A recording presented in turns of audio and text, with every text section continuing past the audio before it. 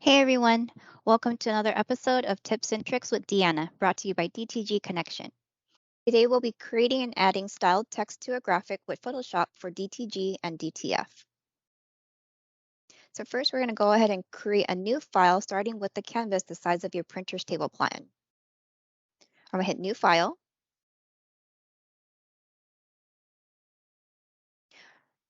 I'm going to type in the size of your platen right here for the width and height. If you're using a Model X or RI1000, your medium size platen is 12.6 by 18. If you're using an Epson 2100, yours is 14 by 16.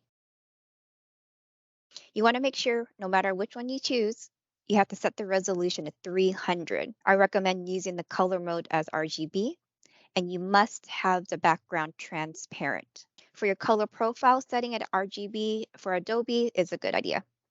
So we're going to hit create. Okay, so the next we're going to go ahead and select the type tool, the T on the left toolbar. We're going to type in our desired text.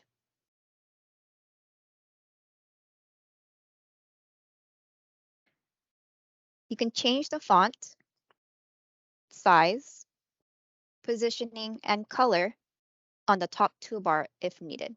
Once you make any change, you're going to hit the check mark. Next, we're going to go to the Layer submenu here on the right corner. We're going to double click our type layer. It's going to open a submenu for layer style. As you can see here, there's a bunch of different features available to you, but today we're only going to do the stroke and the gradient overlay. I'm going to go ahead and choose stroke, make sure it's highlighted. So here, you're able to change the sizing of your stroke, the positioning, and the color. I'm going to adjust mine to the way that I want it here. Change that to 25 and the color to gray. Okay, next we're going to choose gradient overlay. So by default, you get this black and white one. If you click it here, it takes to an editor where it has a bunch of presets. You can choose the one that you like. I'm going to go ahead and go here, choose pink, and hit OK. You're able to change the style of how the gradient is and also the angle. I'm going to change mine here to the opposite end and have the pink on the left side. When you're happy with your changes, go ahead and hit OK.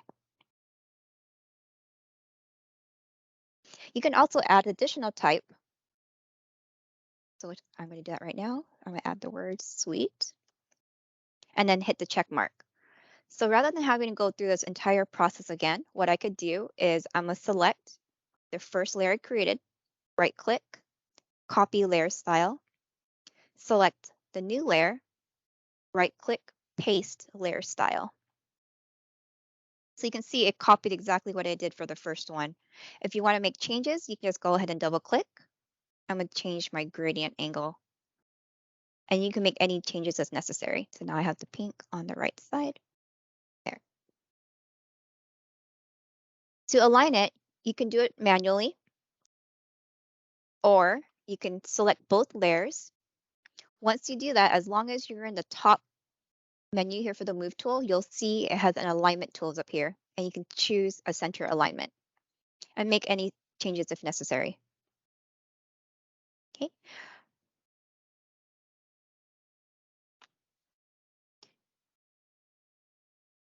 I'm gonna go ahead also to select these and move it down to the bottom more. To place a graphic into your workspace, you're gonna go to File, Place Embedded, choose the graphic you want to place,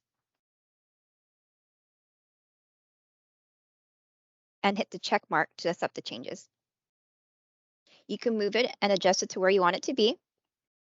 And if you want to change the layer order, what you need to do is this new layer here, I'm gonna go to my right side where it says layers. I'm gonna left click it and drag it down below the lettering. So then now I have the lettering on top. And I can make any final adjustments if needed. I'm gonna select these for the type. I'm gonna click the corner and drag the bounding box so the lettering is a bit larger. And arrange it the way I want it and hit the check mark. When you're finished, to trim the extra dead space, you're going to go to Image, Trim. You leave it on Based on Transparent Pixels and trim away the top left, bottom, and right and hit OK. So then now everything is fully cropped.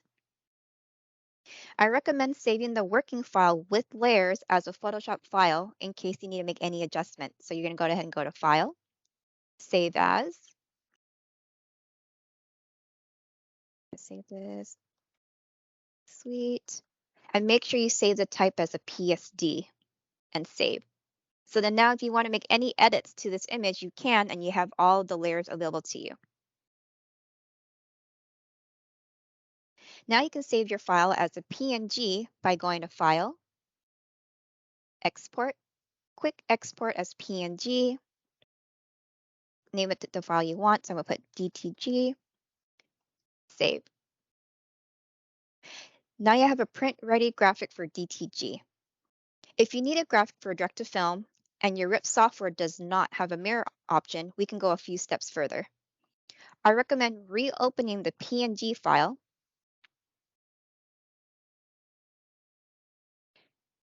Make sure you have the Move tool, which is the crosshair up here. When you move your mouse cursor above the graphic, you'll see it'll change when you hit the edge of it. You're going to left click it, then right click the graphic and choose Flip Horizontal. Hit the check mark to accept the change.